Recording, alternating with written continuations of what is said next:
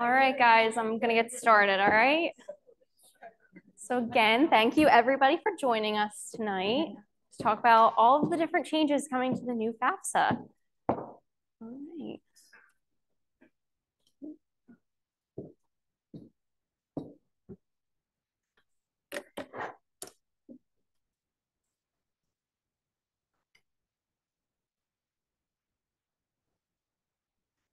All right, so the goal of this presentation tonight is to get you guys to better understand all of the different changes coming to the FAFSA. We're going to talk FAFSA simplification, what that means, and then everything you can expect to see when you log into the 24-25 FAFSA. All right, so before I get started, I just wanted to introduce myself. My name is Maria Elena Dattoli. I'm Assistant Director of Financial Aid here at Stockton. I'm also a two-time Stockton alum. I graduated in 2018 with my bachelor's, and then while working full-time in 2021 with my master's. And I also have some of our staff here tonight too. Barbara, Angie, Jovina, and Chris are here. So they're gonna help manage our Zoom Q&A with us. And then we're gonna do a Q&A at the end with anybody that's in person. I'm gonna have a couple of our student workers walk around with some microphones and we can have you guys ask your questions and then I'd be glad to answer anything. For anybody that is on Zoom, those questions, we have some of our staff answering those. If we don't get to your question, because there are a lot of people joining us, we are gonna create a Q&A so that we can send that out. If you have questions specifically, you can always contact our office, but we're gonna send a lot of information out also. And this is being recorded. So we'll be able to send this out as well. All right, so let's just go over basics. What is the FAFSA? So everybody in this room, I'm assuming, has filed a FAFSA, but maybe not. Who in here has not ever filed a FAFSA?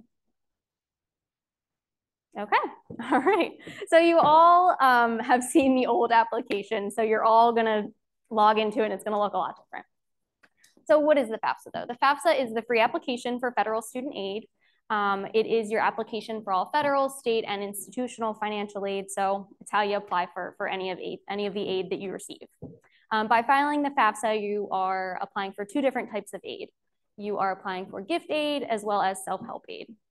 So gift aid, free money, our favorite, right? Grants and scholarships. And self-help aid, so that's your loan options, borrowed money that has to be repaid, and then employment opportunities as well. So working and earning a paycheck. So right now, this time of year, we usually tell you, get on it, file that FAFSA. So you go to FAFSA.gov. However, can't do that right now. It's not available yet. Since the federal government is making all these changes, it's delayed this year. Okay, so now I'm going to talk just briefly about what FAFSA simplification is. It's a big thing in the financial aid administrator world. I don't know if any of you have heard of it though. So basically what it means is that the federal government is changing the FAFSA. They're changing the look of the FAFSA as well as the methodology that they use to determine federal aid eligibility, okay? So the formulas that they use to determine what financial aid you're gonna be eligible for. So they're making all of these changes, which is long overdue. They haven't changed the FAFSA for many, many, many decades. There's some things we're gonna like, there's some things we might not like, but definitely a lot of important changes. The goal of this is in the name. It's to simplify the FAFSA. It's to expand eligibility for aid, which it is anticipated to do. I'll get into some of the numbers in a little while. And it's trying to create a more streamlined and an easier process for students and families to fill it out, okay? All right, so what does that mean for us? It's changing. So we're gonna go over some of those changes. I put together a list of some of the most important things that I think you guys should know before the FAFSA comes out. So students and families can expect that the 24-25 FAFSA will be available on or before December 31st. By law, it has to be out by January 1st. So at some point in December, my money's on December 31st at 11:59 p.m. But we'll see when it comes out. But you can expect it in December at some point before January 1st. All right, so some of the main things that are changing. Fewer questions used to determine your aid eligibility. So previously, the federal government used approximately 108 questions to determine what aid you're gonna be eligible for. They take your financial data, they take demographic data, a bunch of that stuff, they plug it into this really big long formula, and that's how they determine what you were eligible for. So that's shrinking down to 40. The FAFSA is going to be more than 40 questions. It's just 40 questions to determine your aid eligibility. Okay, this is a controversial one. I know we are not looking forward to this one. The number of students in the household in college will no longer be used in the formula to determine aid eligibility. So previously, if parents had multiple students in college, that was factored into that equation to determine aid eligibility. That's going away. The question is still on the FAFSA. States use that question to determine state aid eligibility. New Jersey is one of them. So that question is still there, but they're not using it. The federal government is not using it. All right, household size will be pulled from the parent's tax return. So they're going to try to link most of the information that's reported on the FAFSA to your tax return. For the parents, it's going to be whoever your dependents are listed on that tax return, so that number. The thing is, though, if that has changed, you can manually change that on the FAFSA. So it's actually going to ask you if that number differs from the year that you filed the tax return. So for the 24-25 FAFSA, it's going to ask for 22 tax return. So if it's different, then you can go ahead and manually change that. All right, the student aid index. This one I'm super excited about, actually. Who in here has heard of an EFC? Okay. Does anybody know what EFC stood for or stands for? It's okay, don't be shy. Anybody? Yeah, go ahead. Expected family contribution, that's right. I'm super excited they're getting rid of that name because EFC, expected family contribution, was never what your family was expected to contribute towards your education. It was just a number that they came up with to determine your eligibility. So that's being replaced with the student aid index, or the SAI. So that one I'm super excited about. The idea is exactly the same. They're plugging your information into a formula, those 40 questions, and they're going to spit out a number. And that number helps financial aid offices determine what aid you're eligible for. So it's really not something that you guys need to be super concerned with. You are going to see the number, but it doesn't necessarily have a ton of meaning to you because we're going to tell you what you're eligible for based on that. And the general rule, the lower your SAI, kind of like the EFC, the more eligibility you might have for need-based financial aid. All right, the direct data exchange. This is another one I'm excited about. So there are some good things to this. I know that it can seem a little scary, but there are some good things to these changes. So anybody in here used the data retrieval tool before? IRS data retrieval tool on the FAFSA? Yeah, I've seen a lot of people nod. Okay. So for some people, that was a pain. I know helping students, yep, you're nodding, yep. The IRS, when they would input your address, you had to know exactly how they input it. Well, they sometimes abbreviate things, and it could sometimes just be a frustrating process to have to do all of that. So the federal government has completely changed this process. It's no longer the IRS data retrieval tool. We're looking at the direct data exchange. So it's kind of the same concept. They are reaching out to the IRS to have them pull your tax data into the FAFSA, your federal tax information into that FAFSA for you. Super easy though. This time, all you have to do is give your consent. How do you give your consent? You click a button that says I approve, and that's it. And your tax data will be transferred directly into the FAFSA. That makes that a lot easier, right? Good things, good things. All right, I needed a page 2 because there's so many things. So students and parents are now, as I mentioned, are gonna have to consent to have their information transferred into the FAFSA directly from the IRS. Without this consent, which you can submit a FAFSA without it, but without this consent, students are not gonna be eligible for federal student aid, okay? Or to receive an SAI at all. You won't receive that at all. You won't be eligible for aid unless you guys give your consent, okay?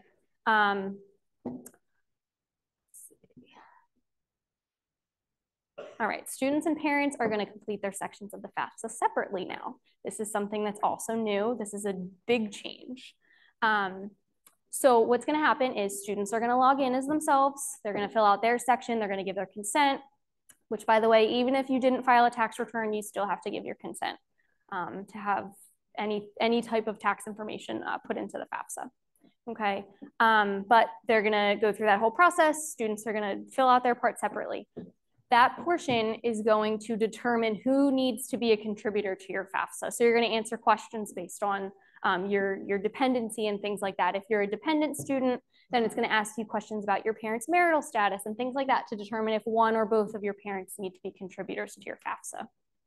Whatever that determines, you're then going to have to invite one or both of your parents to be contributors to your FAFSA. So you're going to enter their name, date of birth, social, and an email into the FAFSA, and then send an invitation. Federal Student Aid will then send the parent or parents an email that says that they have to, or they've been asked to contribute to your FAFSA. They'll log in with their own FSA ID, and they'll do their portion.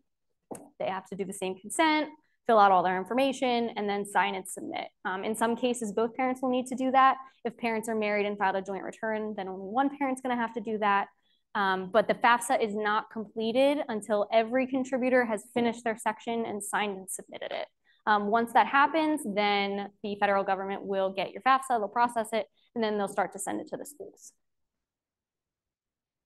Okay, if parents are married and filed separately, or they're unmarried and living together, then both parents are going to be contributors. Okay, so I know that was a lot. That was a lot of different stuff that's going on. So what I want to do is take you through the entire application process. Okay, so the first steps in applying for financial aid, of course, are going to be creating an FSA ID. Assuming that majority of you have already created FSA IDs, the only difference here is if you have a parent household where your parents are married and did not file jointly, then both parents are going to be contributors. So both are going to need their own FSA IDs and passwords. If parents are married and filed joint, then only that one parent needs an FSA ID. So they can start to create those now. If anybody needs one, they'll go to studentaid.gov, they'll click create account, and then you will go to enter your name, date of birth, social, and an email. The email has to be unique. It can't be shared with anybody else that already has an FSA ID. And then they'll match with the Social Security Administration, and you'll be able to log into the FAFSA. Something else new and exciting, coming in December when the FAFSA launches, parents without Social Security numbers will now be able to create FSA IDs. So any parent before that did not have a social, you'd have to put all zeros in there, you'd have to print out a signature page, send it in, very long drawn out process. Now, the federal government's contracting with an outside agency to be able to verify the identity of individuals without Social Security numbers. So that's not available yet. So anybody without a social cannot create an FSA ID until December when the FAFSA actually launches. But that is something new and exciting that's coming. All right, next steps, completing the FAFSA, of course, just not yet. Some things that you should think about gathering now. The 24-25 FAFSA is going to use 2022 income information. So even though we're going to use that direct data exchange and it's going to pull a lot of our information into the FAFSA, we want to make sure that we still have 2022 1040s, W-2s, 1099s available in case any of that other information that's on there is asked for if it didn't transfer over. Okay, there might be some things that we need to input ourselves manually. Some other things, records of child support received. So child support received is now going to be considered an asset. So anybody that receives child support will have to report that. Current balances of cash, savings, and checking accounts, and the net worth of any investments, businesses, and farms. Good to collect that now, have that now. This way it's ready to go when the FAFSA does launch. Okay, so now that we heard about it, I want to show you guys what the FAFSA is going to look like. So the federal government has provided financial aid administrators with a prototype of what the FAFSA is supposed to look like. There's a lot of holes in it. It's not complete by any means, but it's better than nothing. You guys will get to see some of the new things that the FAFSA is going to, how it's going to look with the things that it's going to ask you. So I thought no better time than to do that right now. So when you're ready to file the FAFSA, when it does launch, you're going to go to FAFSA.gov. The student is going to log in with their FSA ID and password, and then you're going to reach this landing page. That's where you will go and start your 24-25 FAFSA. Okay, I do highly recommend, I did already say the student's going to log in. I know that parents can go in and they can technically or could complete the FAFSA on behalf of the student. Students are still going to have to give their consent, so they're still going to have to log in anyway. And if the parent does the FAFSA for the student, it can cause a lot of problems down the line. If we need other documents, if we need to make FAFSA corrections, anything like that, causes a lot of issues. So it's always a good idea. So I always stress the student should be logging in with their FSA ID and password and completing the FAFSA as the student. Okay. First thing you're going to see is this little onboarding video. It's going to explain what the FAFSA is, why you're filing it, some of the new changes. So after you watch that, then you're going to be brought to an explanation of what contributors are, which, like I said, they are most likely your parents, or if you're an independent student, your spouse, if you have one. So that just explains contributors and how to invite them into the FAFSA. What to expect with consent. So we talked about giving that consent for your federal tax information to be transferred into the FAFSA. And then what happens after. So typically once you file a FAFSA, it takes 1 to 3 business days for the federal government to process it once everything's complete. And then they will send you what your SAI is, and then they will send that information to the schools. We did just get word today that even though the FAFSA is going to be available at some point in December, schools are not going to get your FAFSA data until at least the end of January, okay? So we won't even be able to begin looking at your FAFSA data until then. Keep in mind that the FAFSA is changing, right? They are completely changing methodology and all of that. So we have to change our processes too. But it's not available yet. So like I said, there's holes in some of this stuff. So we are working to change as much as we can. But until the FAFSA actually launches and we get that data, you know, there are gonna be some delays, okay? Because we need to test things and behind the scenes processes, because we're the ones actually offering you the aid. So just keep that in mind. So not the 1 to 3 business days if you're doing this right away. And there could just be some delays in offering aid and all of that. All right, so once you're done that, you're going to start your FAFSA. You are going to fill out your permanent mailing address. You can't change your name, date of birth, social, email, or phone number. That's associated with your FSA ID. You'd have to do that separately. All right, you're going to fill out your state of legal residence and when you became a legal resident. This is a portion of the consent page, okay? It's very, very, very long. So I only screenshotted a little portion of it. All it's saying is that you are giving federal student aid permission to communicate with the IRS to have your data transferred into the FAFSA. Please remember, if you do not provide consent, then the student is not eligible for federal aid. That obviously has repercussions with the state. You don't file a FAFSA, you aren't applying for state aid, you're not getting institutional aid, all of that. So please just remember that. But it is very easy to provide your consent. You scroll all the way down, like I said, it's very long. Then you will get to the bottom where you'll click approve, and that's your consent. Okay, then we're going to go over personal circumstances. So a lot of this has to do with determining your dependency, determining what age you're eligible for. Okay, so your marital status, college or career plan. So what year are you in school? If you're pursuing a master's or a doctoral degree, if you already have a bachelor's degree. Personal circumstances, you might know these as the dependency questions. If you can answer yes to any of these questions, you would be considered independent. The school does still have to verify that what you checked off, you know, we have to prove to the federal government that you do indeed meet that circumstance. But once we do that, and once you complete that requirement, then you would be considered independent and you wouldn't have to provide parent information. All right, then they'll just ask another question having to do with dependency. Then they'll ask questions about unusual circumstances. So the federal government does recognize that some students might not fit the dependency or be able to say yes to the dependency status questions, right? But they might have an unusual circumstance where they're not able to get their parents' information. They're not able to contact their parents, okay? So if any student left home due to an abusive or threatening environment, they were abandoned or estranged by their parents, have refugee or asylee status and are separated from their parents, or their parents are displaced in a foreign country, are a victim of human trafficking, are incarcerated or their parents are incarcerated and contact with the parents would pose a risk to the student, or are otherwise unable to contact or locate their parents, you would select yes to this. That doesn't necessarily mean that you are independent. Our office would then receive the notification that you selected yes to this, and we would have to, through documentation, show that that circumstance is whatever the case might be. And then we would then be able to certify whether you're independent or not. If we do determine that you are independent, and we can prove that with documents, which the reason we always have to prove everything with documents is because we have to be able to show it to the federal government. So if an auditor is looking at something like that, they can say, okay, this all makes sense, it all lines up. So that's why we have to be able to do that. But if we determine that your case, cannot be proven through documentation or things like that, then you would have to provide parent information on the FAFSA. Something new for anybody that's been through a dependency review previously, your FAFSA would be rejected. It would come to the school rejected, and then we would go through that dependency review process. Now, schools are required to provisionally offer students aid.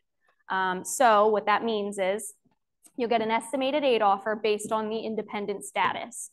Once that goes through, if you are considered independent, then that aid offer would stand. If not, then that aid offer would not stand, and you'd have to go back in and edit your FAFSA and add parent information. So that's just something important to note, that if you do go through, one of those circumstances, if you are answering yes to that, just because you receive your provisional aid offer does not mean that that's final. You still have next steps. All right, some students live on their own, support themselves. Unfortunately, if you cannot answer yes to any of those dependency questions, then you're still considered dependent for financial aid purposes, meaning that you have to provide parent information. Some parents will refuse to provide their information. If they do that, it is hurting the student because they're not expected to contribute anything. It's just their information to determine aid eligibility. However, if a parent, does refuse, what they can do is the student can select yes here to they want to apply for an unsubsidized loan only. Then we would work with the student to get a statement from the parent to say that they refuse to provide their information, and then the student can apply for that unsub loan only. Of course, if they're grant eligible, that is hurting the student for sure. They're missing out on aid, but that is an option if parents do refuse.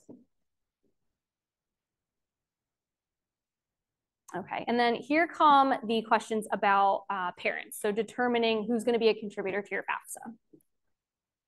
FAFSA. One thing that they're doing really well is, depending on how you answer the question, it brings up a new question. And down the line, they'll tell you who to put on the FAFSA. So it's very scenario based on your specific situation. Okay, but I do want to just talk quickly about which parents are reported on the FAFSA, because I know that can sometimes be confusing in certain situations, because every situation is different. So if parents are married or unmarried and living together, both biological or adoptive parents are reported on the FAFSA. Okay, so in the case where the student's biological or adoptive parents are married and reside in the same household, both are going to be reported on the FAFSA. If the student's biological or adoptive parents are unmarried and living together, their information is still reported on the FAFSA. Okay, when parents are divorced or separated, the custodial parent is the parent reported on the FAFSA. You might be asking, who's the custodial parent? The custodial parent is the parent who provides more than 50% of the student's financial support. Okay, if both provide equal support, then the parent with greater income or assets is required on the FAFSA. All right, so if parents are divorced and the custodial parent is remarried, both the custodial parent and the step parent's information is reported on the FAFSA. The other biological parent's information is not reported. If parents are divorced and the custodial parent is not remarried, this is something important too. Even if they have a boyfriend or a girlfriend or whatever the case is, they are not reported on there. It's only if they're married, okay? So if parents are divorced and the custodial parent is not remarried, then the custodial parent is the only person reported on the FAFSA. All right, so this is the part where you invite your parents as contributors. Like I mentioned earlier, in the case where they're married and filed a joint return, only one parent is going to be required to be a contributor. If they are married and filed separately, or if your parents are unmarried and living together, then both parents are going to be required to be contributors, and you're going to have to invite them both. Okay, name, date of birth, social, email, and then they will get an invitation. And I'll get into that section in a minute. Student demographics. So there are several questions on the FAFSA that the federal government's going to ask just for research purposes. So they are not using these to determine aid eligibility. or anything like that. It's just for research purposes to see who's filling out the FAFSA. So they're going to ask questions about the student's gender. They're going to ask race and ethnicity questions. And then we get to citizenship status. So you'll select whatever applies to you. Parents' education status. If a parent was killed in the line of duty, if a parent fits this, there may be additional aid opportunities available to the student. High school completion status. This is important for the student because you have to have graduated and have a high school diploma or equivalent in order to receive federal student aid. So some students might not, when they search for their school, it might not come up because they didn't search correctly or something like that.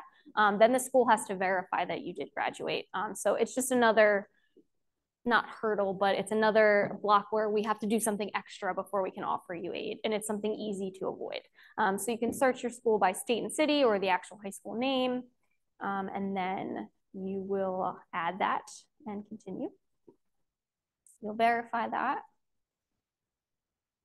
And then we'll get into finances. This is the section that has the most holes right now. When I say holes, they haven't announced everything and how it's exactly going to work with the direct data exchange, which is probably a major part of the delay.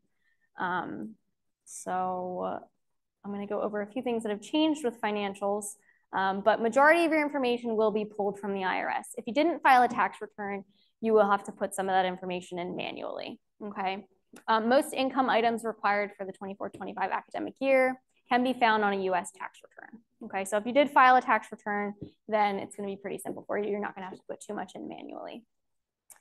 There has been a reduction in the untaxed income items reported on the FAFSA. So there's used to be more, right? So this is a good thing.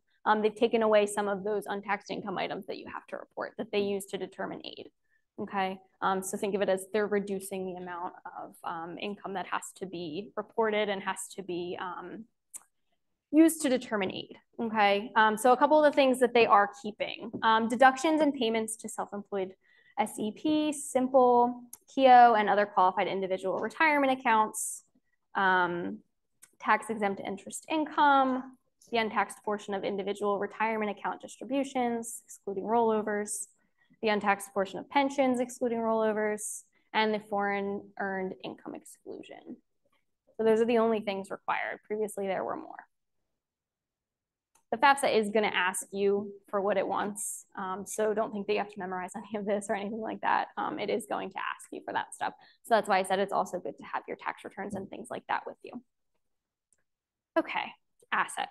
Child support received is now reported as an asset. So you're reporting the amount received in the last complete calendar year for anybody that's received child support. Education savings plans, so your 529 plans, the applicant only it's their 529 is going to be reported as the parent's asset. So previously, if parents had multiple children, it was that any child that they had, all the lump sum of everything they've saved for each child was reported as an asset. So now it's just the applicant, their savings plan. The other ones are excluded. The net worth of any business. So previously, they were just looking at businesses over 100 employees. Now it's the net worth of any business must be reported. And the net worth or value of a family farm must also be reported. These things include the value of land, buildings, livestock, machinery, unharvested crops, etc., minus any debts against those. So those are also, if you have any of this stuff, good to get that information now so that you have it. Okay, this is a portion of what it's going to ask you within the FAFSA. They've only given us like 2 pages. Student assets is on here. So the things I just talked about, you're going to select the schools. So you're going to put Stockton on here. So you can search by state and then you'll add Stockton, click continue. And then the student portion is pretty much finished. So you'll review everything that you've submitted. You'll be able to review the contributors that you've added, click continue. And then you'll be able to sign. Okay. FAFSA is not done though. So students need to make sure that they're following up with their parents to make sure that they're doing their sections. This is what the email is going to look like when a student adds a parent as a contributor. They're going to send an invitation. It basically says this student is asking you to contribute to their FAFSA, and then they'll click login. Hopefully the parent already has an FSA ID. That'll make things a lot easier. So they're going to log in with their FSA ID, and they have to accept the invitation from the student. Okay, then it explains that they're going to take their personal information and use it to determine the student's aid eligibility. All right, and then after clicking continue, they're going to go through the same onboarding process. So they're going to watch that video, understand what contributors are, what to expect with giving consent, and then what happens after submitting. All right, so same thing, you'll update your address if needed, and then provide that consent. So by clicking approve at the bottom, and then parent demographic questions. So same thing, parent marital status is on here. If the student did not add a second contributor, and by answering the questions that you answer, it's determined that that's needed, then you can add that on there yourself. So if the parent missed that, or if the student missed that, then the parent can go ahead and add that there. Okay, parents' state of legal residence. Please remember that in order for students to be eligible for New Jersey state aid, parents also need to reside in New Jersey for at least 12 months prior to the student receiving that aid. Okay, there's so many times where I've seen students or parents accidentally from the drop down select the state above New Jersey or below. Then it causes a lot of problems with the state because you've already submitted a FAFSA with that incorrect information. So now you have to prove that you're a New Jersey resident, which for some people is not hard. Others it can be. I've seen a lot of different situations. So something I just recommend always double checking that you have that checked off. Okay, then parent finances, same thing. There are a lot of holes to this, but our understanding is that they are going to transfer tax data into the FAFSA using the direct data exchange, and that you are only going to have to provide certain pieces that would not be reported on your tax return. If you didn't file a tax return, then you will have to provide more information manually. They're also going to ask if you've received any type of assistance. Your family size, this is where I mentioned earlier. So your family size is going to be pulled from your tax returns. However, if it's different from what was reported on the tax return, then you can go ahead and enter that manually. All right, the number in college, like I said, they still ask this question, even though they're not using it. The states are using it though, or at least the state of New Jersey is. So you'll enter that in there. And then entering whatever information they're asking you for that wasn't pulled from your tax return. Asset information as well. And then you'll have to sign. So you can review what you've submitted. Something also important to note is the parent cannot see what the student submitted. The student cannot see what the parent submitted through this. Student technically has the right to see everything that's reported on their FAFSA, so they can request that information from the financial aid office. But through this, they cannot see that. And like I said, the parent can't see the student's information either. Each contributor can also not see the other contributor's information. So if you are married and filed a separate tax return, you're both going to have to be contributors to the FAFSA. One parent cannot see the other parent's tax information. So after reviewing that, continue and then sign. And then if this was the case of a married filing joint, or it was just one parent contributor required, then that would be it. After the parent signs, then the FAFSA is submitted. If this is a case where another parent needed to contribute, then they would have to go through the same process. Okay, so this would be the second parent's email if there was one. Okay, I know that was so much. Next, though, I want to talk about what happens after the FAFSA is filed. So the whole point of the FAFSA Simplification Act and redoing this FAFSA is to make it simpler for you. I do think from a lot of what I've seen, it's going to be easier for some students and it might be more challenging for others. It really depends on the situation. But our office, we do want you to know that we are here to help any student that has questions, any student or family. We're here to support you. We're all really learning. We're all going through this together. So, we want to make sure that you're informed and aware of everything beforehand. But if you have questions when you're going through all of this, we are here to help you guys.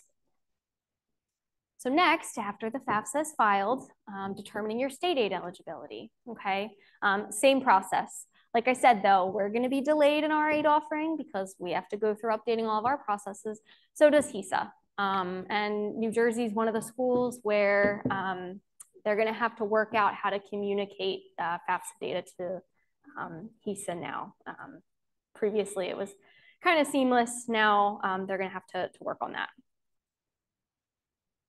All right, so after filing, though, the state of New Jersey at some point will receive your FAFSA data. New Jersey residents who attend New Jersey schools are considered for state aid, so the Garden State Guarantee, the tuition aid grant, EOF, all that stuff. Okay, New Jersey Dreamer students are not going to file a FAFSA. If you are a New Jersey Dreamer or you know a New Jersey Dreamer, their application is through HESAA. That's not going to come out until the FAFSA is available. So once the 24-25 FAFSA is available, that's when they'll be able to do their application. Okay, you can view your state aid eligibility and submit any documents HESAA is looking for on your njfams.hesa.org account. New users are going to have to create an account. So if you've never done that before, I definitely recommend you do that. Excuse me. As far as we know, the state deadline is still April 15th to complete your FAFSA. So anybody that has previously had TAG, the tuition aid grant in this academic year, so 23-24, if you have TAG, your deadline to complete the FAFSA is April 15th. If there's any change in that because of these delays or anything like that, of course, we'll communicate that with students and families. But as of right now, the state is sticking to that deadline.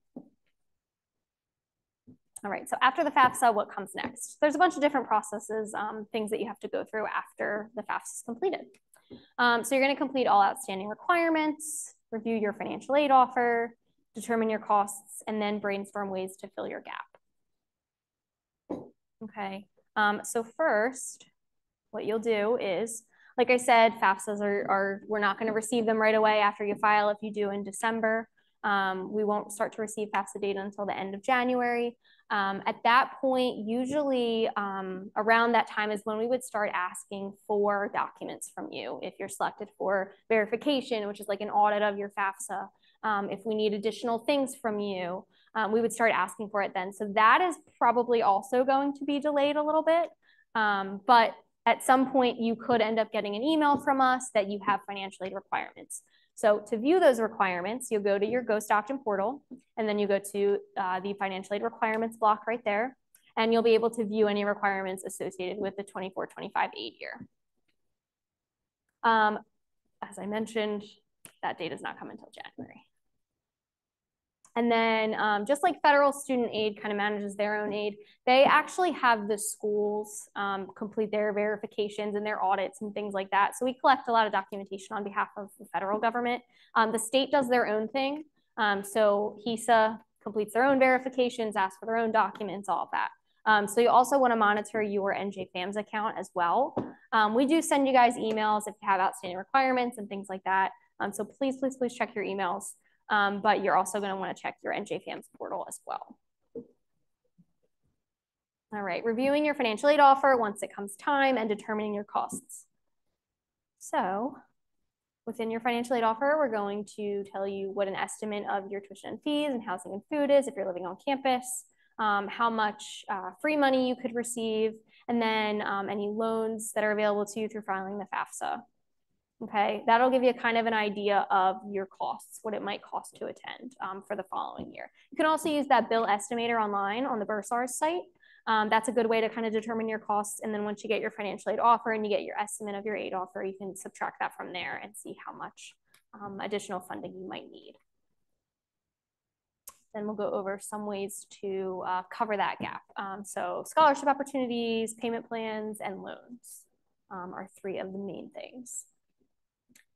Okay, so I wanted to throw some data out because I understand that some students and families are nervous about what these changes are going to do to their students' aid eligibility. Are they going to not be eligible for aid anymore? How is it going to hurt them? Also might help some students, right? So there was a study done, and I just kind of wanted to go over some of the data from that study. It did use data from New Jersey schools. So it kind of estimates what they're thinking that might happen as a result of the new FAFSA and the changes to the FAFSA. So it's predicting the impact of FAFSA simplification on the SAI as well as Pell eligibility. So according to this study, 17.7% of students are expected to experience an increase from EFC to SAI. However, 74.1% are expected to experience a decrease. So for 17.7% of you, your EFC, when compared to the SAI, right, might be lower. So your SAI would be higher. For 74.1% of students, you might experience a decrease. So your SAI might actually be lower than your EFC was, which could help you out, right? Potentially more aid eligibility. And then 8.2% are expected to have an SAI equal to their EFC. 31.4% of dependent students have a 0 EFC. This was in the 17-18 school year also, just to note. 50.8% of students are estimated to have an SAI of less than or equal to 0. Your SAI can be negative, but 50.8% are expected to have that. So that's a big jump from EFC to SAI. 23.5% of dependent students have an EFC of greater than 15,000. Just a little bit more, 24.1% are estimated to have an SAI of greater than 15,000. Okay. A large percentage of low EFC students are anticipated to have a decrease in SAI relative to EFC to a value below 0, including 73.2% of students with a 0 EFC, 55.6% of students with a 1 to 1,000 EFC, and 48.3% of students with a 1,001 to 3,000 EFC. Okay, so these are all good things. The SAI is looking like it's going to decrease for majority of these students. Majority of independent students are anticipated to also have a decrease in their SAI relative to EFC. Students with family farms and small businesses may expect or see that they have higher SAI values after the family farm exclusion is eliminated. That business net worth also is another thing that could hike SAIs up a little bit. Previously, like I had mentioned earlier, anybody who owns a business that had less than 100 employees wouldn't have to report that business net worth. Now they will. So there's many, many factors. Now just talking about Pell eligibility, most dependent students, or 62.8%, are expected to experience no change to their Pell eligibility, right? 35.2% are anticipated to see an increase in Pell. 1.1% of dependent students who are eligible for the Pell Grant under the current formula are anticipated to lose Pell eligibility. So only 1.1% of students who already receive Pell are expected to lose it, which is a small percentage. 6.8% are expected to gain Pell eligibility.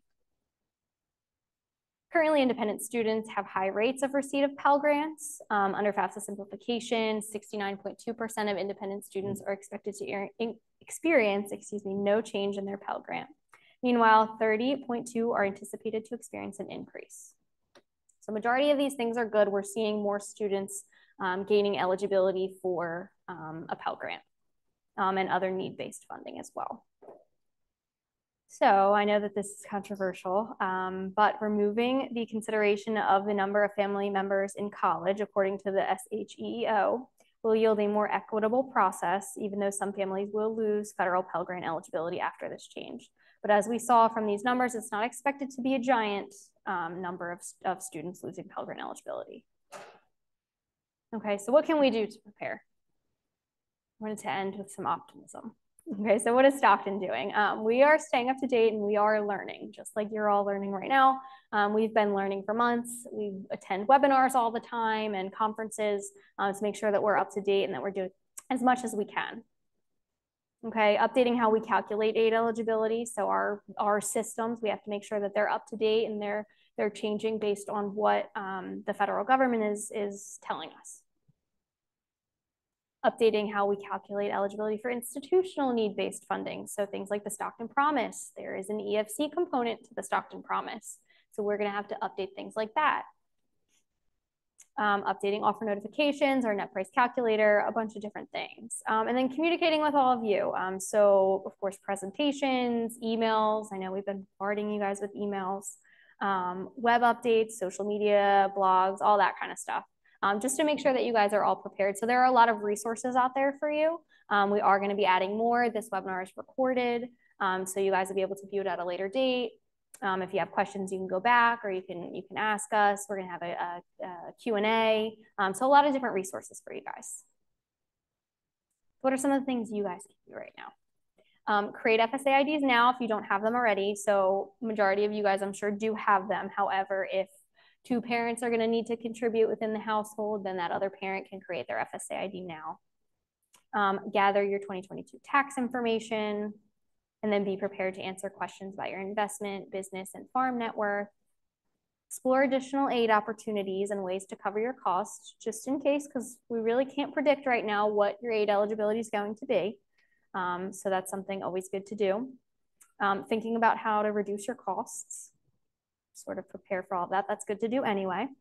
Look out for the foundation scholarship application. So that application will be available January 14th. So any continuing Stockton student will be able to apply for that.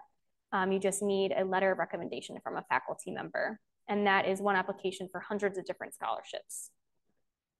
And start looking to private scholarships as well. So you can search FastWeb. We have a resource on our website. We tweet scholarship opportunities.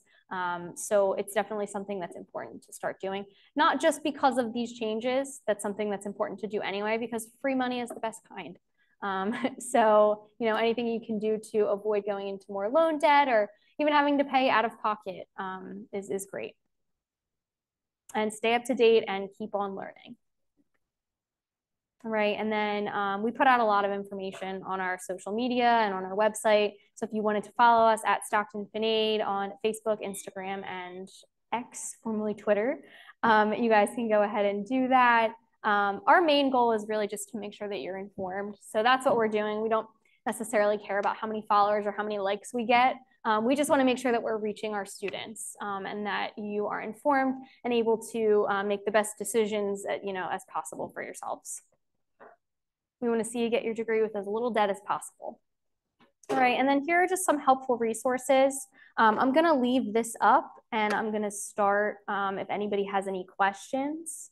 I know we've been answering questions throughout on the Zoom. However, if anybody has any questions, I'm going to have my two student workers over here come and grab these mics and they'll pass them around if anybody wants to ask any questions.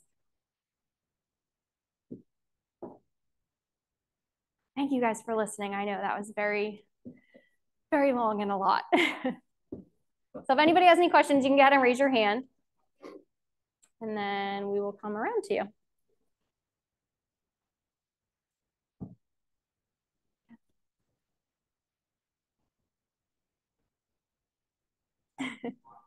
You're good, it's okay.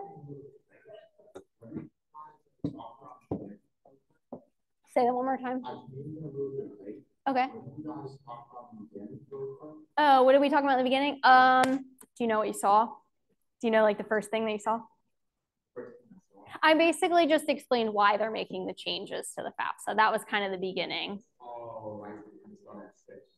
Yeah, so like why they're making all of the updates. So they're doing it so that they can simplify it and make it easier for students and families to fill out pretty much and expand some eligibility for aid. So there's like nothing reported now.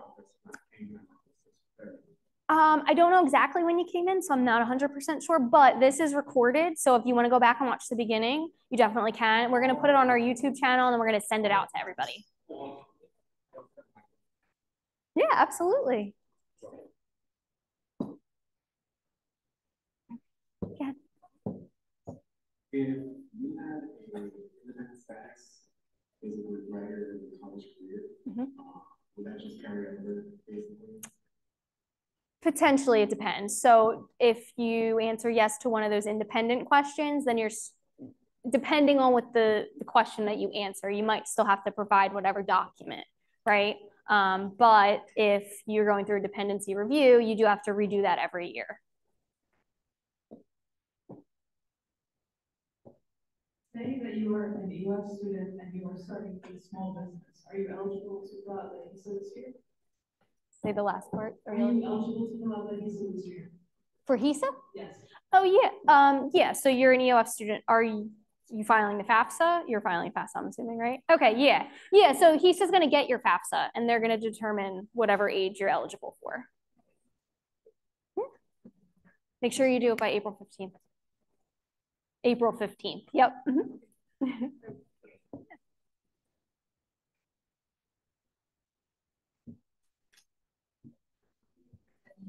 Scholarship opportunities for graduate students.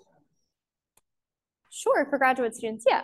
So at Stockton, there is a scholarship for incoming graduate students they could potentially be eligible for. That's done through grad admissions. If you're a continuing student, then the foundation scholarships are important, so you'd fill that application out.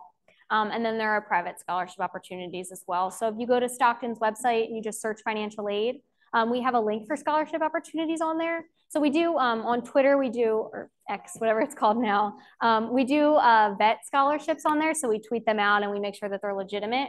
As far as other ones, though, we have search sites listed on there. So FastWeb is a good one. You can search different keywords, things you're interested in, things that pretty much anything that describes kind of who you are, and then it'll be tailored to you. I just have a question. So the parents come back and file children.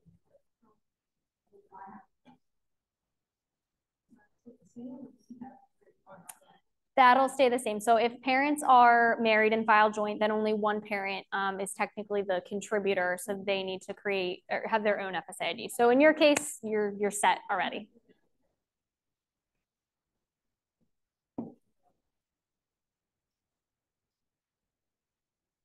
Anybody else? Any questions or anything? Oh.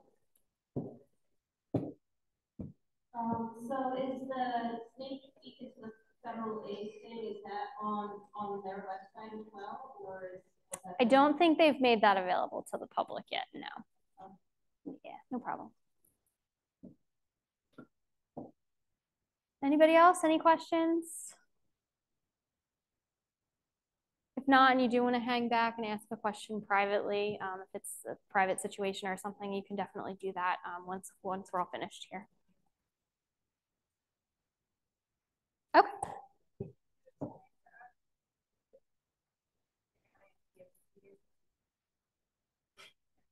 Yes. Okay. So the difference between SAI and EFC, pretty much the name, the formula is different. So expected family contribution is now student aid index. The formula is smaller. They're using less data to determine your aid eligibility. So they took some things away. But it's pretty much the same concept. So federal government will plug data into that formula, the new formula, and they will spit out a number. And the financial aid offices will use that number to determine what age you're eligible for in the form of Pell Grants or any other need-based grants. So not something that students and families need to be super concerned with. You're basically putting your information out there, and then the federal government is calculating it and giving us that number so that we can tell what you're eligible for. So the thing you want to look out for is what we tell you is what you're eligible for.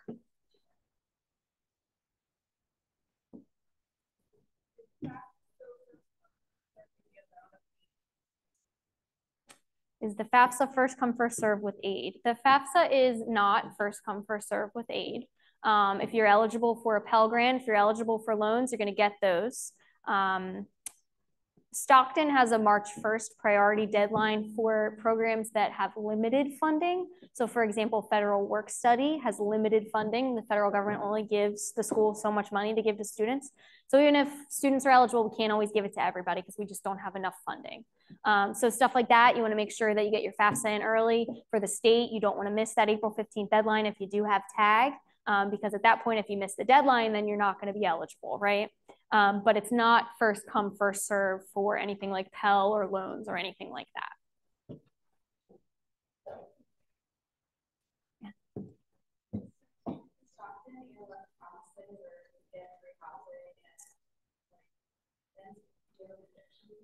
So for EOF.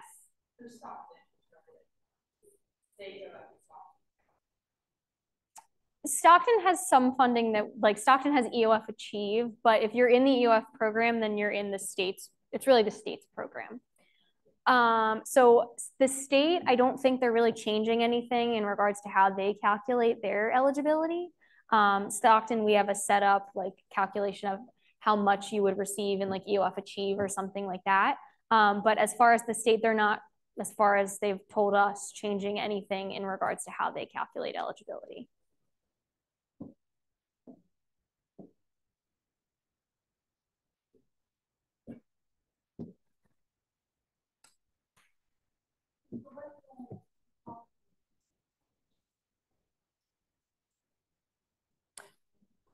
Yeah, so HESA should not be changing anything. They haven't told us that they are, but they're still kind of in a waiting game too as to what exactly, you know, the federal government is keeping and removing, because they're still working on the FAFSA, right? So as far as we know right now, they're not changing anything. They did used to ask additional questions, things that weren't asked on the FAFSA. The FAFSA, they are removing some questions. So as of right now, they're not asking anything additional. They're just going to receive the FAFSA and tell you what you're eligible for and ask you for other documents if needed, if you're selected for verification or anything. But as of right now, nothing will change with that.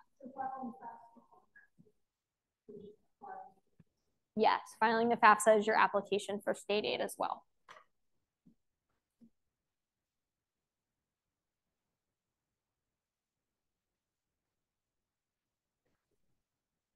So to apply for state aid, you don't have to do a separate application. You'll file the FAFSA and HESA will get your application.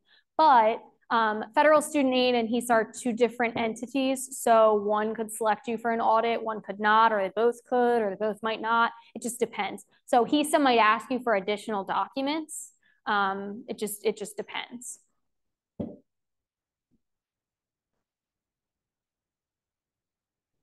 What is the difference between a federal direct subsidized loan and unsubsidized loan? Yeah, that's a great question. So the difference between a subsidized and unsubsidized loan. So subsidized means that the interest on that loan does not accrue while you're in school. So it's basically interest-free while you are in school. The interest will start to accrue after you graduate. You get a 6-month grace period. It doesn't accrue at that point, but then it will after you graduate and start repayment. As far as the unsubsidized loan, that one does start to accrue interest right away. So it'll be the principal as well as the interest compounding. Yeah. Any other questions or anything? If someone is a step parent, even if they never adopted or filed anything regarding the student and don't have any responsibility for them, does marriage to the student's parent automatically make them step parent for purposes of FAFSA and require their income information to be included? That is a great question. Okay, so for anybody that's a step parent but has no financial obligation, hasn't adopted the student or anything like that, if the student's custodial parent, so that's the parent that provides more than 50% of their support, is remarried, then both parents, the biological parent and the step parent, are required on the FAFSA, both of their information. Even if that step parent never adopted the student, even if they don't provide financial support for the student, anything like that, that biological parent is remarried, therefore both parents are required. Any other questions?